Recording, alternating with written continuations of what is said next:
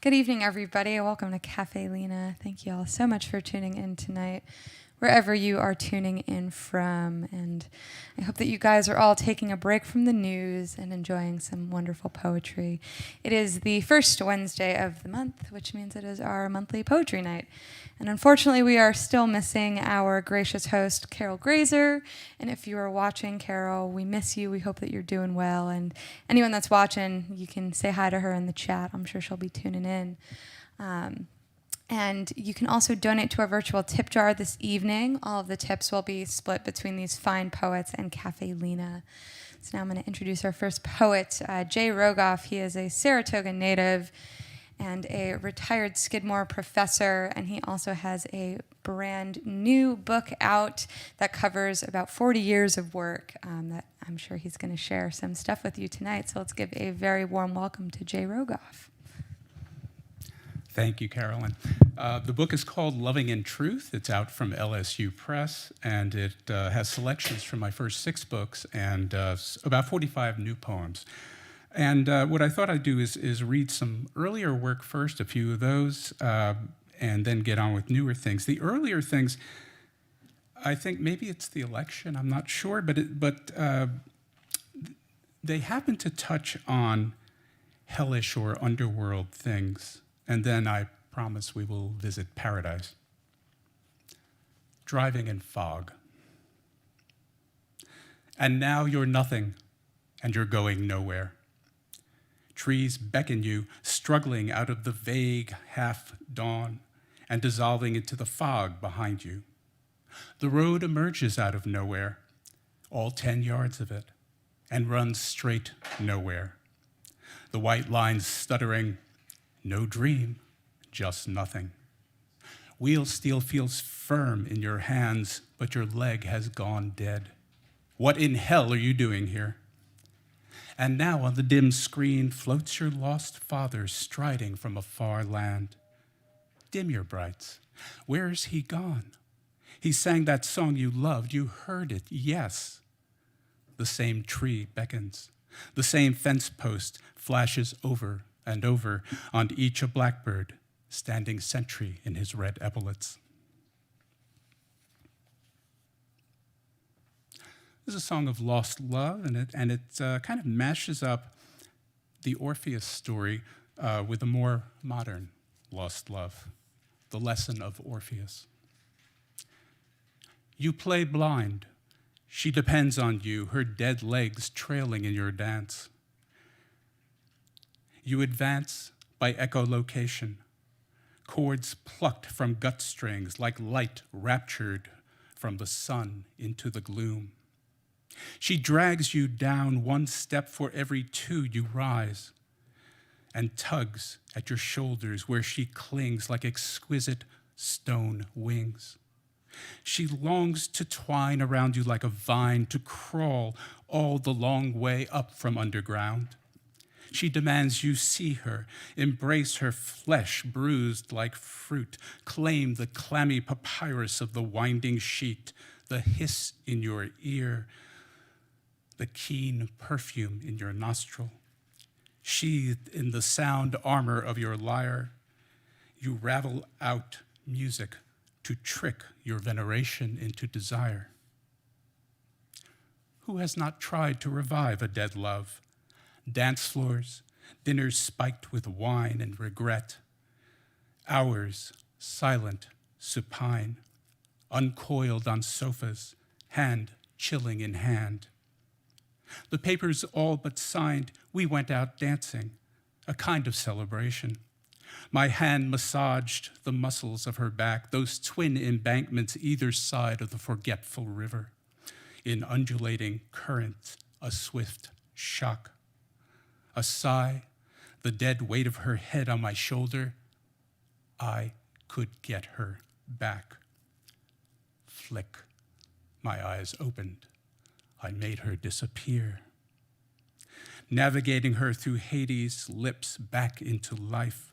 Braille hand reading her chest for breath, her nipples for a word, heart stiffened for stillbirth. You dance close to the surface, rumpling the crust like moles, nearly breathing air, faint music through the humus, a lilt in the loam, the beautiful filth you'll never scour out from under her nails.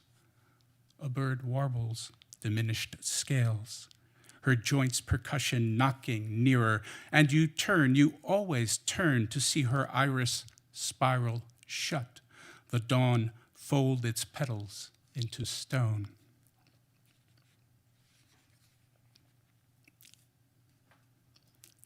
We are in Berlin, and the year is 1933. Book burning. Fire loves paper, but adores people. Fire eats our words, hurling them off like flaming birds on bright black wings. Smoke must cough, but fire sings, breathing deeper, sucking down our oxygen. Fire is not our brother's keeper. It isn't a question of good and evil. It guzzles the broth, consumes the table. Heine guessed a modern truth. They burn books first. The night of the fire on Unter den Linden, what rang up the curtain next door, the Staatsoper? Die Zauberflöte, its gorgeous noise, it lit with love, a book of seduction, light and learning. We walk through flame, daring hell and high water, dancing and burning, our fancy fired up till real tears drop. Or Tristan und Isolde, romantic hell on a Celtic ship, love mating death till both look the same.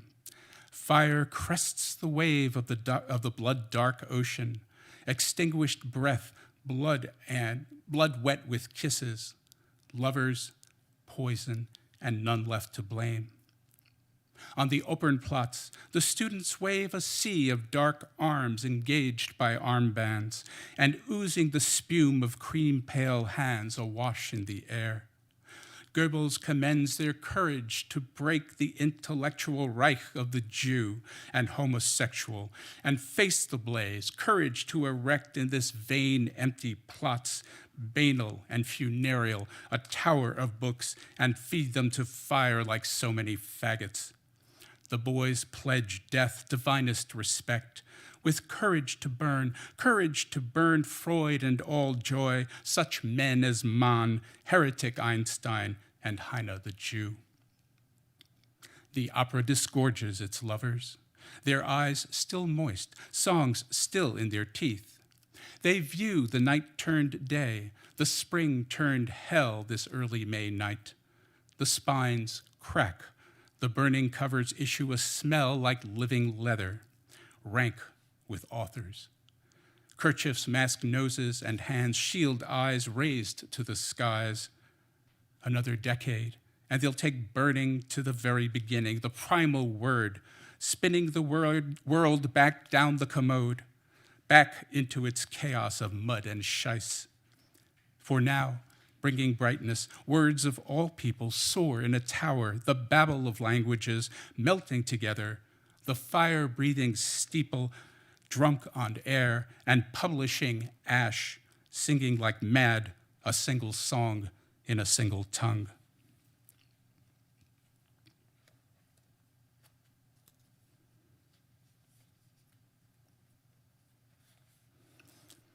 This is a short one. We're in New York, and the year is 2001. There are references to Gentile and Simone. Those are two Italian Gothic painters, Gentile da Fabriano and Simone Martini. Tempera. Explosions bloomed everywhere after the autumn fireball, the skyscraper unzipping. Forsythia flamed through the neighbor's fence and consumed the pickets. This morning, the egg I dropped stared sullenly back, its primordial tempera smashed to raw glue on the ground, the yolk that could feed and fix the world, that medium for Gentile's and Simone's miracles, the Magi with their camels, Mary, who with just an egg made history. Okay, let us move to Paradise. This is from the new poems section. Actually, all the ones I'll be reading will be from the new poems section from this point on. Specifically, our paradise is Eden. I'll read 2 poems from a series called Side Issue, which is a telling of the Adam and Eve story as seen in the relief carvings by Lorenzo Maitani at Orvieto Cathedral. So the first poem has to do with God's difficulty in finding a mate for Adam.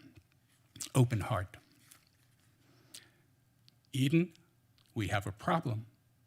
They paraded, snuffling and snarling, and so the man named them. Not one did he call darling. Lion, horse, camel, goat, tickled but pricked no purring under his ribs, so his throat still stuck at darling. A name God could never invent, liquid on his heart, good as firmament, and blinding as light. A sleep came over him. Are you my darling? He fell in a dream. Are you my darling? Fingertips cleft flesh, left hand teased out a rib, lunar and bare. Without a stitch, he healed with nary a scab. We dream of a bright bone stepping from our chest to worship as our own, arm circling our waist. We dream a primal tree dangling the heart like fruit, of plucking a bloody bough, of some place to start. Nothing says desire like thoracic surgery. A scalpel for the sculptor who cuts us. We're history. And this poem, I suppose, has something to do with free will and the eating of the fruit in Eden, temptation. Eve stands in contrapposto, paganly heroic. Adam lounges, legs crossed. His left hand fondles the bark. She stares stark as an angel, her face ignorant with love. He studies the tree in profile, his right arm's broken off. The tree of changeless fruit is grateful for the massage. Ragged at the root, ripe for sabotage, it lifts its leaves to God, knowing the awful burden of data overspread with greenness, overladen with fruit longing to drop. It yearns for us to taste. Even trees live in hope. Eve's hand offers her breast. God points with his righteous hand, as if they can be stopped. Doesn't he see the end? His left hand wrote the script. Temptation. It's a puzzle. The thing you least want taken, you leave upon a table in the middle of your garden. One angel in a gauzy gown clasps hands in prayer. The other, speaking from the stone, considers trial and error. Sterile lab assistants with a mission to spy on us, they conduct one-way experiments for the sake of pure science. They're babies, say the heavenly ones, weighed down with a human heart, an extenuating circumstance they'll note in their report.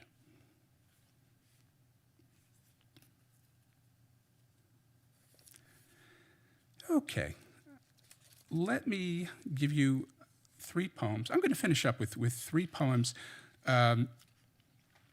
that come from a series that I call the Penny Poems, and it's a tribute to my wife and muse. The first 2 actually take place in the Adirondacks, which are a little bit north of here. Penny and the Bear. When Penny met the bear along the path, the interview left little chance for banter. 15 green feet off, she watched it rear on thick hind legs, a full 6 feet, its teeth bared, snout periscoping around to sniff the strange, suddenly populated air. Her brain madly rummaged through TV nature programs. Should she drop flat, rehearsing death? For that she felt unready. Should she scream? Her voice had fled. The merest human racket lay beyond her. Should she loom gigantic, hoisting high overhead her hooded jacket? She couldn't move a muscle, a stratagem that signaled it to mosey off this time.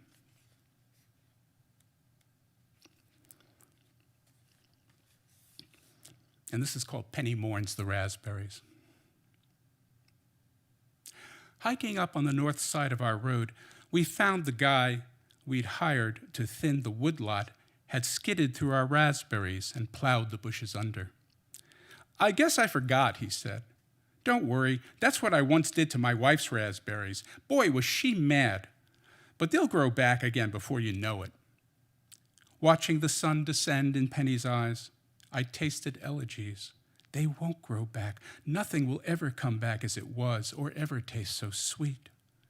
I'd watched her dad, trussed up in tubes, smile through his final week. Her mom, in bed, project a gray Alzheimer vacancy years back. Nothing ever after. "It's all about the raspberries," she said. And I'll conclude with a poem called Old Snapshots. It plays with the old black and white photographs that have the scalloped white frame edges on them, and in the poem they sort of become like postage stamps, old snapshots. They're mail from the past, sorted in dark albums, confined by ancient paste and scalloped white frames, dog-eared and perforated like monstrous postage stamps that once commemorated family triumphs, a gray anniversary, the new gray Pontiac, the 5th birthday party and its asthma attack. Without denomination, they're curious currency, not tender except in their mark on memory, with no cancellation from the past. Here, a tissue. The eyes can still burn as on first day of issue. And so I peer through a magnifying glass at this snapshot of you. No watermark or crease foxes your smooth skin. We've come face to face, your cardigan, your starched blouse with its Peter Pan collar, and the captive light in your schoolgirl stare all commemorate your polychrome simmer under gray adolescence, your dormant era whose foreign correspondence of a life just begun posts the mystery of the past in your skin, abiding beside me at this forwarding address where all you are delivers late news of all you were. Thank you and stay safe.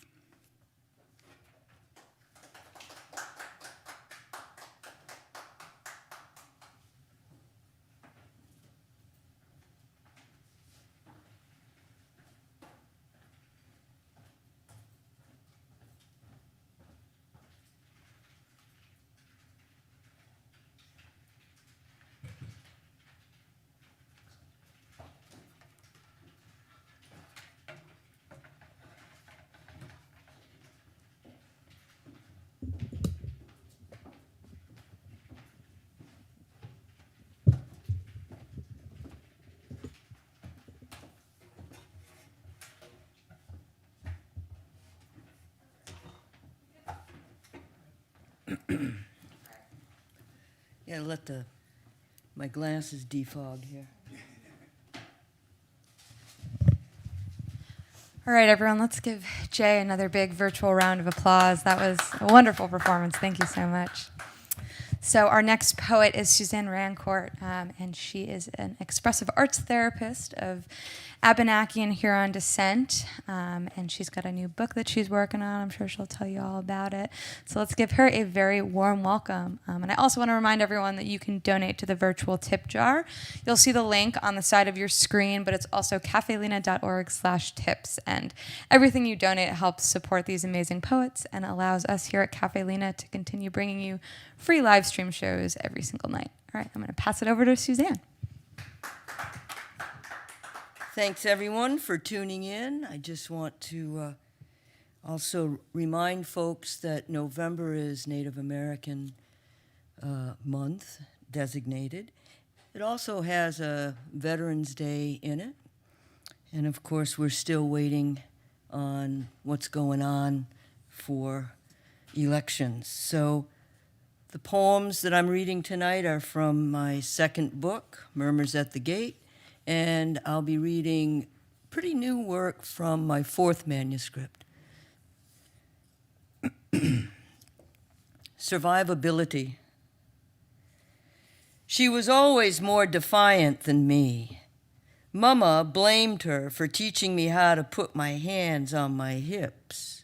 Because I was too young to smoke, I was pissed off and climbed trees like a boy, got pitch all through my hair. A wild thing, my father said, but it was Mama who cut my hair because she had run out of lest oil. I was pissed off about the dangerous, treads worn off red rubber boots that Mama took down to the outdoor burn barrel way down back behind the house. 4 years old, I dragged myself through the January snow, stood up beside the burn barrel, didn't fall in, and claimed my boots. My cropped hair got pin-curled with crisscrossed plastic-coated bobby pins. That summer was hot. Us kids ran like beggars, Mama said. We snuck matches and cigs. I was too young to smoke and stood guard. There was solidarity in our defiance. My sister marched in anti-war protests. She wore the first miniskirt to high school. Mama gave me my first knife. I joined the Marine Corps.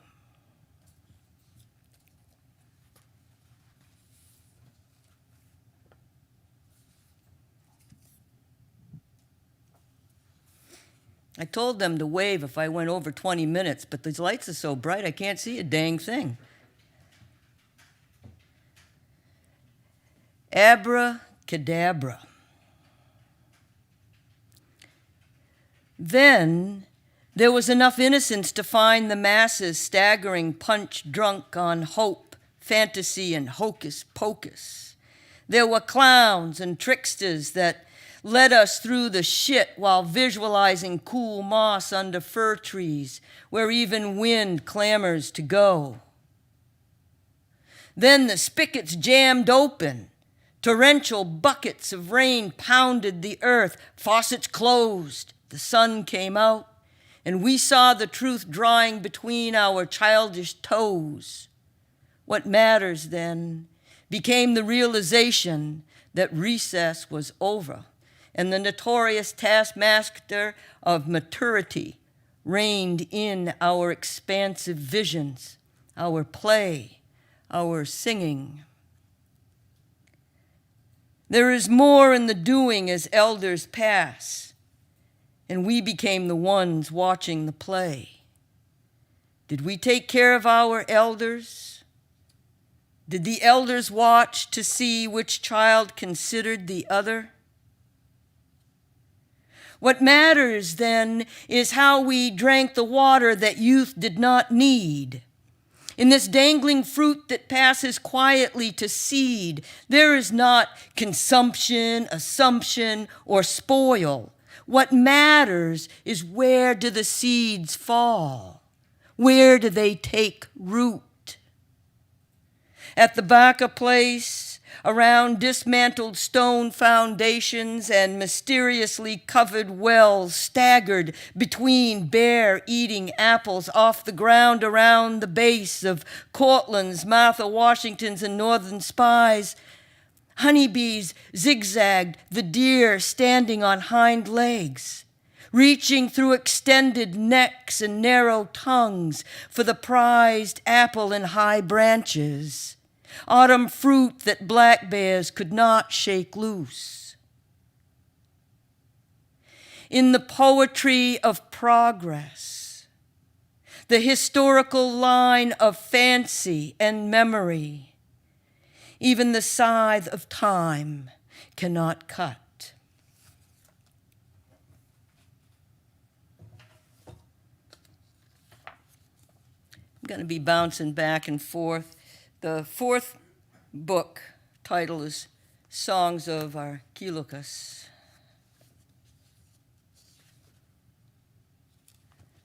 I was brought up in rural Maine. So I'm reading a lot about children, voices that get overlooked in all this mess. To Mrs. P., I'm not sorry that you couldn't find anything. Bad girls speak. I want to flop my head onto the pull-out table tray, my right cheek flush to the plastic, stuck with post-conference exhaustion, like when Mrs. P made us put our heads down on hard wooden-topped desks 'cause we'd been bad, which was better than when that boy who liked me would falsify the who got caught talking chit sheet so he could be the one wielding the extra thick wooden ruler that struck my palm for every mark he made on the list beside my name, a series of agitation in number 2 pencil scrawl. I took it. No tears. He was riddled with head lice, his clothes rank with kerosene. I want to put my head down on my desk again because pushing boundaries of socialization is heavy, like moving sod the plow guy rolls up onto my lawn, only to have it emerge with spring snow melt.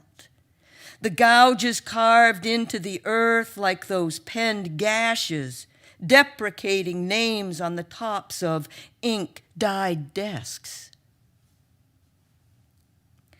I was 5 or 6 years old and thought I was a normal child, but Mrs. P made it clear that I was not. She felt that punishment in the supply closet with the lights out would fix me.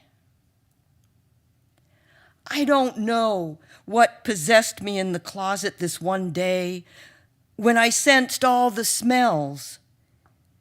Elmer's glue, pencils, sharpening shavings, ink, construction paper, metal tacks, the string on the hanging light switch I was too short to reach, rubber bands, rubber cement, chalk, yellow and white. I was overwhelmed. I was not alone in that room, and together the darkness and I rearranged every single item that I could reach and lift. I want to put my head down on this plastic airline pull-out tray and weep in this cabin's red-eye flight for all the kids Mrs. P didn't fix.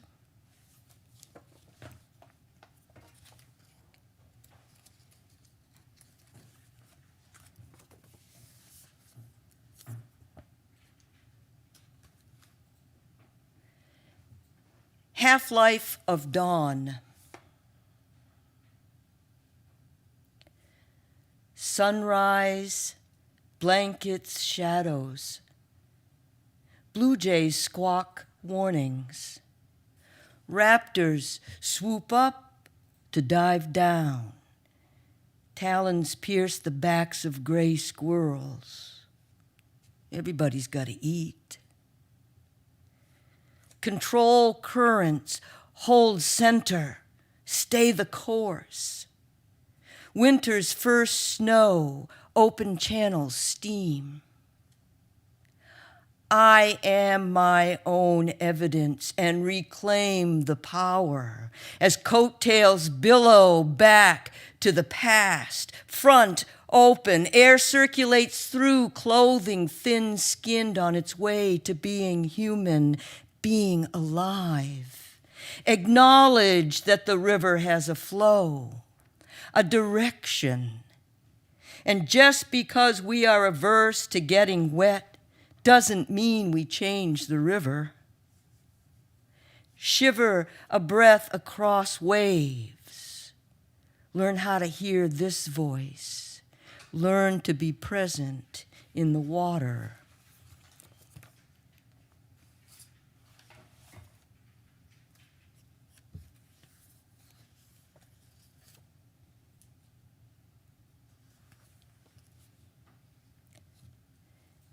After a while,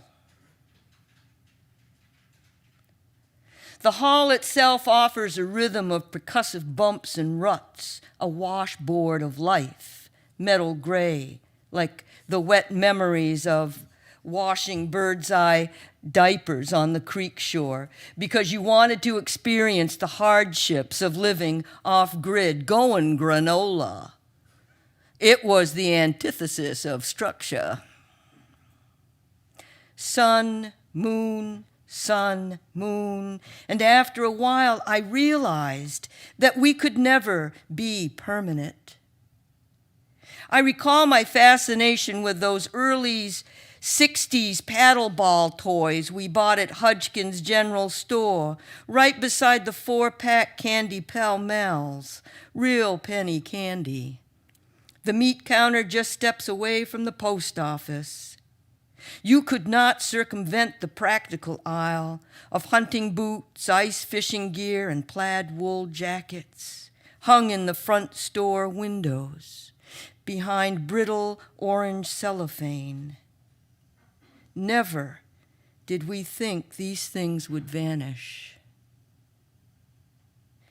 After a while, any hardship only fuels the Rough Rider. Keeping clean is a vulnerable exception, and I understand why Mama always wore her World War II pearls, like a moon phase calendar, gracing her tie-rod clavicles.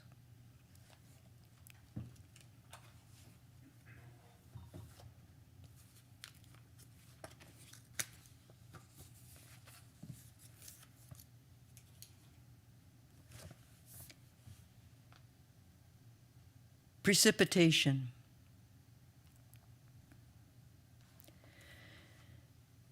To open your mouth, that first time as a bird, squawked longing, silenced into emptiness, empty shoes, plates, cups, self. What did it feel like to claw about the accumulations of selves, as though your prejudices and preferences were a bunch of tools stored for that obscure need when a ratchet, wrench, screwdriver, a ball-peen hammer could actually fix the mess laid before you? A tangle of blue extension cords, cabinets crammed with power tools. You leave the cabinet doors splayed as if that meant your power of thought was an open mind. What did it feel like to open your mouth for that first time as a bird drowning on water that gravity crammed down your throat, choking on your political salts dried on flesh in all shades? The blood under a nail bed struck by your own hammer, your own anger. This is your doing, and no repairs can fix the death that profound ignorance leaks through the shower heads, the size of pie plates that the well-needed facepalm fools lean into. You will never carry the dead with your own hands in pieces and parcels. You will never bury the dead in soil labored with stones, inked with torrential rains and mannerisms impregnated by your own lethargic stance among human baboons waiting to become birds. Your hearts are too heavy with wrongdoing to ever fly out from your fear the future formed as clouds, apparitions, that you waved off like some junk science peddled by fortune tellers and wanderers. My fingers fly through keyboards of cupboards storing the teetering parallelisms, once engaged in time signatures, responsible for paychecks to peasants, offered as blanket-snapping constituencies. I'm drowning here in the false voices, professing to protect me from my own need to protest, and I'm okay living alone, isolated in quarantine. Because this bullshit is the new normal. And you don't fool me with your metered speeches measured by existence or non-existence, mere exactitudes as defined by your interpretive dance from a future that does not exist.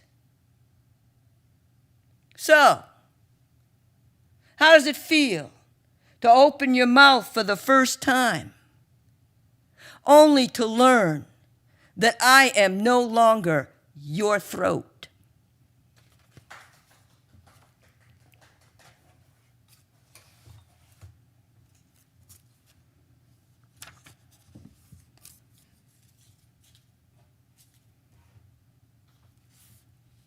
The final round.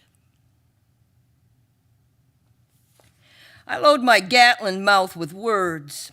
I sport ammo belts of documentation, certification, and identification criteria.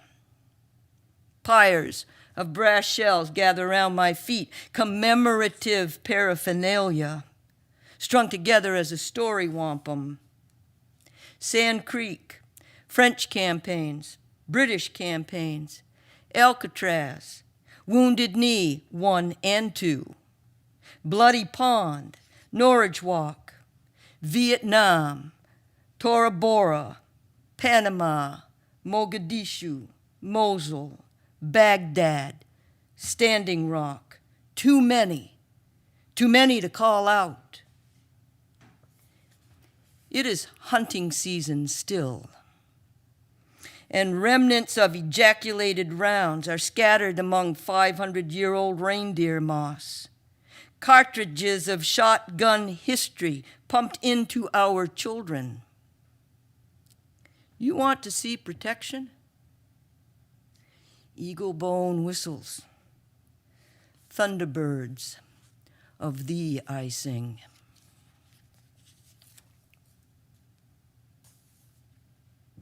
Last one.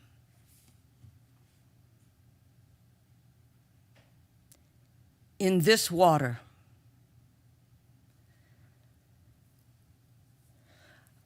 I use the word koi, K-O-I. In this water, a cul-de-sac caution sign, an incessant flash of warning lights. Is this it? My last word? My last poem?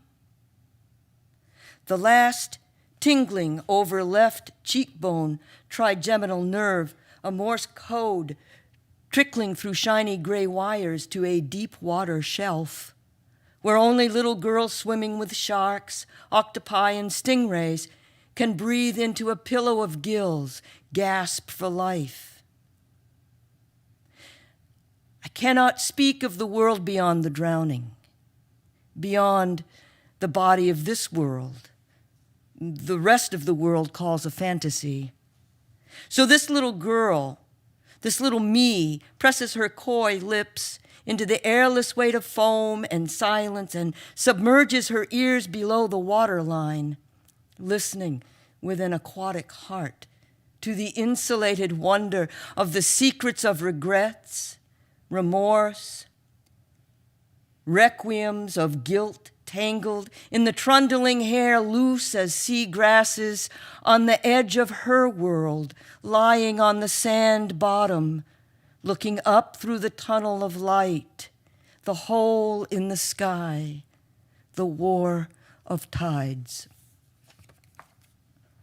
Thank you.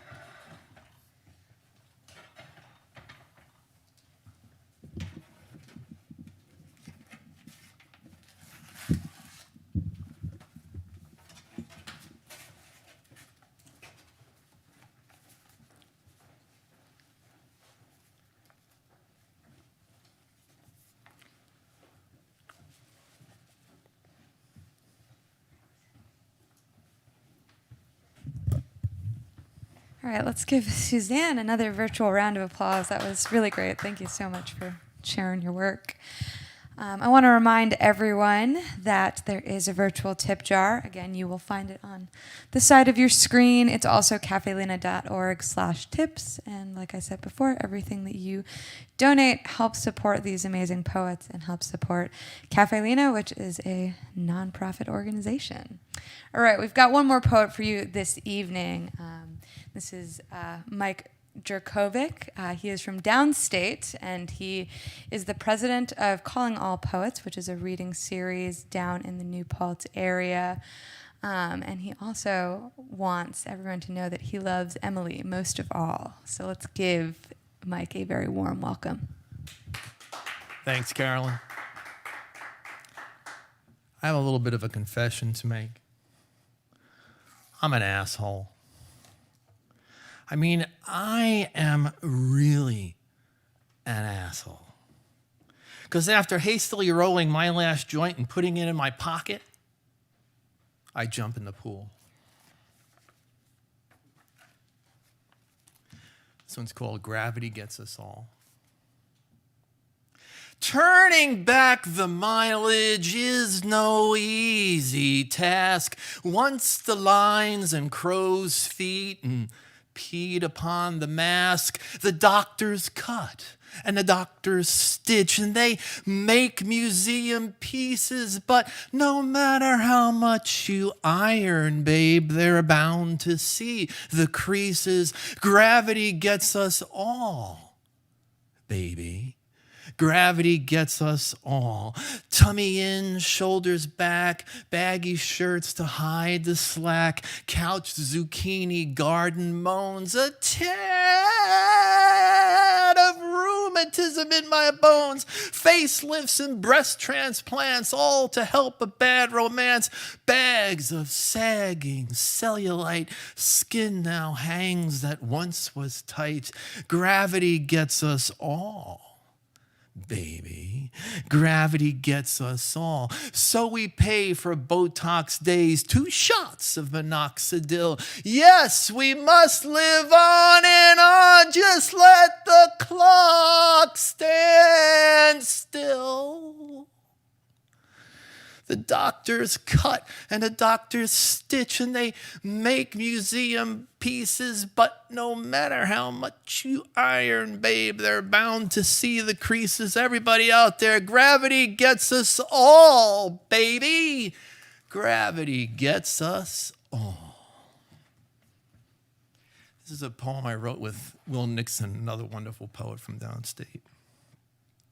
Roll up your tents, dust off your boots, freaks never scrutinize. Stick out your tongue, extinguish the pool, the sacristy's on fire. Take off your pants, finger your chin, the FBI is looking. She swore she saw Murray the K take off with her boyfriend's wallet. Trim the frost from your beard, the Bronx will always glimmer. Watch Van Gogh in a batter's cage sing Spanish to a squirrel. I'm in a Walmart in Kentucky. Why, I'll never know. Reading Andy Martin's last letter about a girl with skin like lotto balls. Rife with pills and exposition, he springboards from hyperbole to hyperbole, dreaming future news. Then he goes on to say that we condemn every besieged democracy but our own. That there are things we do and things we live with, and if fly is our karma, we best get used to eating shit. This is based on a true story, kind of. And it's called Screaming Jay Hawkins and Me in Our Prime. I'm lost in a parking lot on the left coast with an Afghan Kush and a Grey Goose buzz when Screaming Jay Hawkins jumps the Sierra screaming, "What can I do with 88 kids and each mama wanting my jam? Get in, you son of a bitch," I salvo, kicking the gas like a mule bucks gravity. Hurling down coastal Route 1 with an off-subpoenaed rock and roll legend in my car does not faze me. Hell no. I expect these things from time to time. My brain unhinged, the whole world going batshit. Screaming Jay riffing in the passenger seat is no more nuts to me than dumping poisons in the ocean to my left. Its vast sky filled with the moans of our daughter's womb engines, pumping out pilots and privates and warlords that no one believes can win anymore. What I realized a lot after writing for so long is that a lot of this stuff, as fantastical as it might sound to you, is true to me. So this one is based on, I sat through an MFA graduation. My cousin Susan graduated from Hunter, and this is called Longhand. I sit through the MFA awards rewriting all my poems in longhand, as memoirists moan and infinitely spawn. The romantics read next, and as love is a complex sentence, I had best find the men's room and something not stale for lunch. I had hoped to avoid the self-help class of 2020, but my luck's been real thin of late, i.e. all my rejections. The formatted sorry, not this time. The room had a capricious tint, and the cheese was old, not aged. Old. But the humorists ate it up, as playwrights keenly observed. The gumshoe franchise had a new hero, and dystopian writers ruled. The poets sat in a corner amusing themselves, some with old wine and some with new spirits, some with total disregard and some with a novice smile of contrition, some with a murmur that breaks this darkness, all with a song that heals the pain. The psychic took my personal check, and I quickly questioned all her predictions. Surely she knew my grifter past before telling me about my 10 weeks on the Times Top 10 and Amazon Prime's Big Pick. Have you read my stuff? It's freaking depressing, I told her. A curt evaluation, I'll concede, but I don't see stars anymore, just bullet holes where the light sneaks in. We need your truth, she said, and I thought, wow, what a blurb on the back of a chapbook that would make. Let Kirkus Magazine charge me now. This country ain't piss, she said, lending credence to my last submissions, heft to my whole oeuvre. Can I quote you, I asked, without grimace, my standard scowl of the day? $26.99, she said, without fanfare or delight.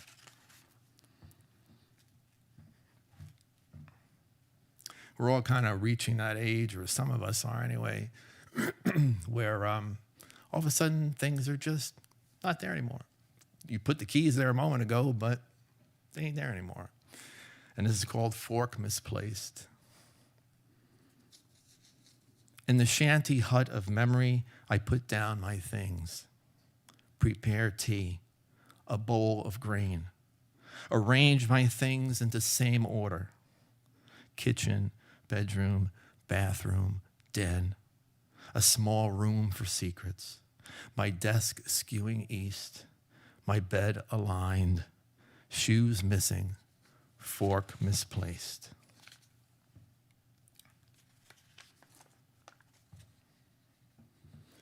So you see, there's good days and bad days and half shitty days, which I believe most of us will testify to having more often than not. Half shitty days really have no point of start or departure. Maybe you wake up feeling grand, but soon burn the toast or step in cat vomit. Maybe a car hits a skunk just in front of your house. Perhaps you drop the soap in the shower and whack your head on the towel bar. Maybe the ride to work smooths things out, but the job sucks. Then what? 8 hours of suck? Sounds like a really good porno, but really, who's going to last that long? Okay, so lunch breaks the monotony and jazz blows blue on NPR, but soon you drop a hammer on your foot or the fly in the ointment drowns in your coffee and it's a half shitty day again. And just like that, you're caught in the traffic home. No one uses their signal, so you almost rear-end the guy in front of you. That anxiety wears off when out of nowhere comes a kid in his daddy's Acura, cutting you off, flipping the finger as he heads off to produce another illegitimate that you know will someday pick your pocket somewhere down the line. But up ahead is home and all is well. You hope. Who knows? Maybe your better half's had a whole bad day, and when compared to your half shitty one, well, who knows? Maybe they've had a good day, and their sunshine will make your half shitty day really a quarter of a shitty day. Who knows? Who knows when half shitty days become one or the other, good or bad? Who knows? Maybe that's the chore of living. This is the one of many pandemic poems, and I'm only going to read this one. We're all zooming and stuff, and oh God, is the light right? Is it glowing off my head? Is it, my eyes right? Should I not show that part of the room? Is that part of the room messed up? Anyway, this is called Left of the Green Lampshade. It was funny grooming myself in isolation. Do I shave? Do I shower? Do I tuck in my shirt? Do I tilt the screen just left of the green lampshade for best effect? Do I mirror myself or go commando and let those of you on the other end of the string see for yourselves if I hid the weed or drank all the wine? Okay, welcome. Look, here's the house, okay? Here's it. This is what it looks like. Did these days sneak up on you too because we all ignored that rear view warning that objects are closer than they seem? Are all the little anxieties from outside adapting like anything wishing a lifespan would, making you anxious inside? Are you making your days fruitful? Planting seeds, cleaning house, throwing out the old, whatever it was that bound us then, when now is all that matters. I'm going to read a few from my new book called AmericanMental. The CD version features Albany guitarist Nick Bizance on guitar. It's a word music mashup. So I'm going to do, obviously Nick's not here, so I'm going to do a few without him. Nick, where are you when I need you? But this is called AmericanMental, and this is called Cloudland. I came upon a man bruising himself with stones. The Orange King decrees it, he cries. The gravel cutting his skin, his blood pooling at the base of the foot of a wall. It's meant to keep us in, not them out, I told him. Or I tried to tell him above his chanting, but his children soon joined in. Then his church, then his union hall, then his wife, and his neighbors, and his relatives, and his in-laws. And it just grew from there. And as the king's men stake their claim, we assemble at Potter's Field in colorful rags, but an army sharing selfies soon defeats itself. I've tried real hard to keep politics out of all of this, but I can't. We will either advance each day or we don't. And some of us will fall. And some of us will turn. And some of us will make Martin's mountaintop.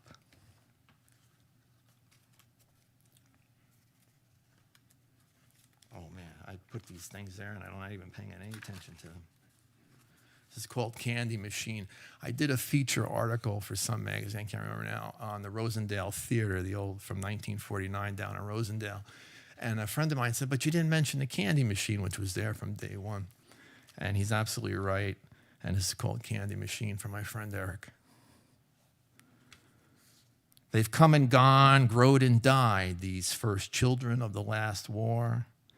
their eyes bright with cinema dreams, stopping with daddy's first nickel for a packet of gum, or walking right by to their seats, ignoring my mirrored veneer. Never knowing I was a direct descendant of first-century Egypt and a mid-level guy named Hero of Alexandria, whose machine swapped your bronze for a spritz of water holy. Now, money in and money out may be the whole basis of our belief system, but it wasn't mechanized until London, 1883, when Percival Everett, without direct lineage to Hero the Gone, but wise to the wants of the people, pitched postcards and paper for a cartwheel penny. But not me, no. I was built to dispense sweetness and salt between cowboys and women in silk.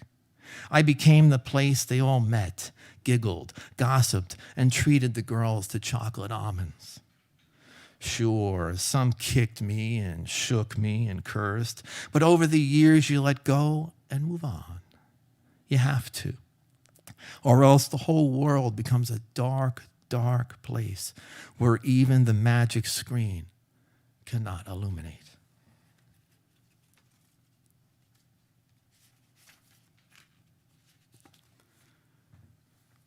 Live long enough and the plot becomes apparent. This is the only way it could turn out. The fire-roasted eggplant flatbread is running late. The edible hasn't kicked in time for the movie. The wine lacks a certain weight, and the folks at the next table are ready to strangle each other. Live long enough and life costs you an axle. Love hits the wall more often than not, and the rubbernecking results in muscle sprain and hyphenated discs. The downward arc of history crashes on your lawn. Corporate names become your own. Surly asides become convention. Live long enough and people implore you to pray for them. Pray they be rid the cancer and conceit. And you do because maybe they know something you don't. That short of the nuclear option, what else is there? Strafe downtown Saratoga? Torch town hall? Increase the Valium and Xanax? Live long enough and the choice becomes abuse or entertainment. Your dynamic points of interest dull. The sand becomes listless. Tariff and sanctions scintillate, but you come to terms. Live long enough and you tire of doing this, that, every little freaking thing, but maybe that's how this shitstorm passes.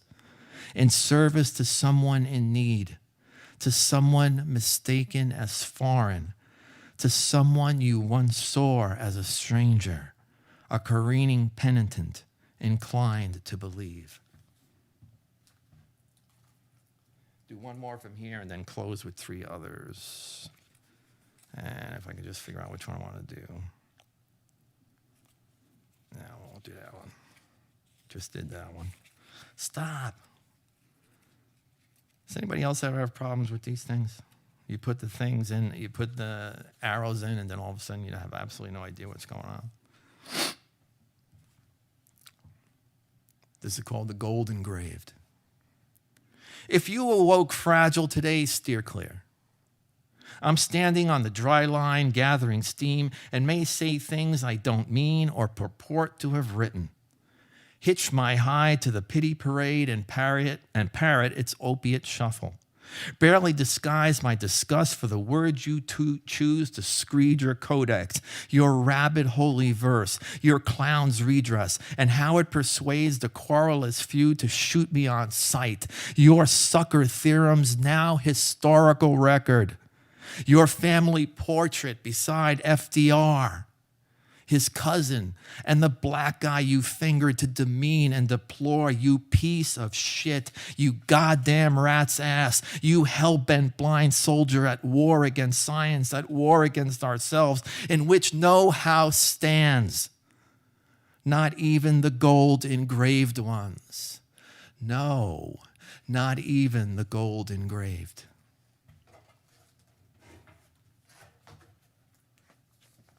I'm going to do these three more and say hi to everybody out there. This is called Gathered Here. Here's hoping, as they lay me down, that you gathered here do not turn on me or bewilder the bride with your bullshit. You are gathered here because we danced without penance, fused in a chord no army could read, called upon wise men for mercy, and called upon women for love.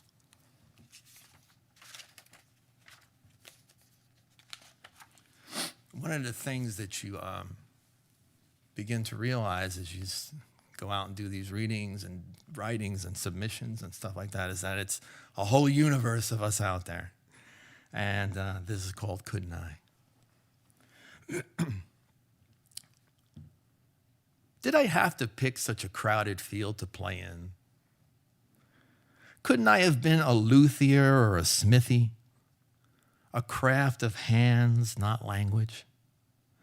Couldn't I just build things, standing solid instead of this scenario landscape of ideas, reeking the array of orchids asunder, wallowing in affect?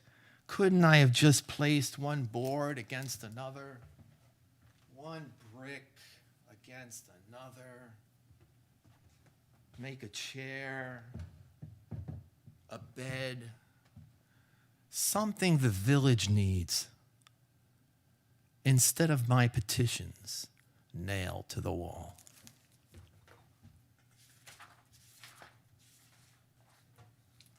And I'm going to close with this newer one. I've been doing it a lot lately, actually. And it's called Gracie. I want to thank Carol and the two, Jay and Susan. Carolyn and Joe, thank you. Thank you, everybody out there. This is called Gracie. There's a grammatical error up ahead that will change everything.